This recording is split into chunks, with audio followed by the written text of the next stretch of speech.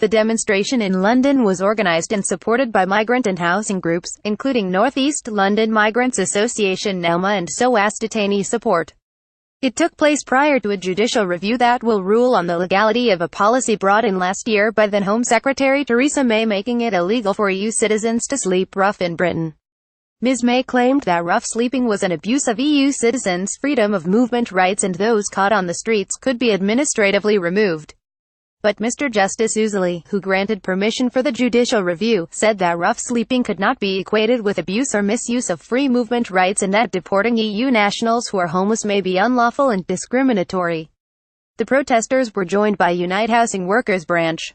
Unite homelessness worker Jack Jeffrey said the number of EU citizens being removed from the UK has now increased fivefold since 2010 and new regulations have stepped up the pressure still further.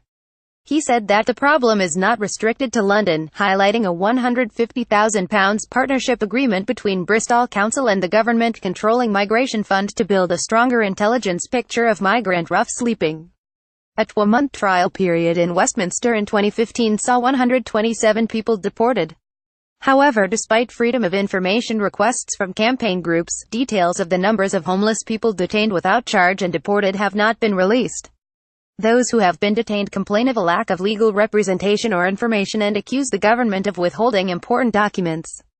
Romanian couple Marinetta and Teofil, who were held for nearly a month at the notorious Jarl's Wood detention center, said it took 5 months to get their ID and other documents back. "We are Europeans. We have the same rights as anyone else and deserve to be treated like any English person in the same situation," Teofil said.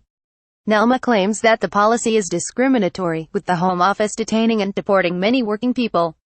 Disturbingly, homeless charities including St. Mungo's are known to be helping the Home Office remove EU nationals by handing over information about rough sleepers. The 3-day hearing continues today and is expected to conclude tomorrow.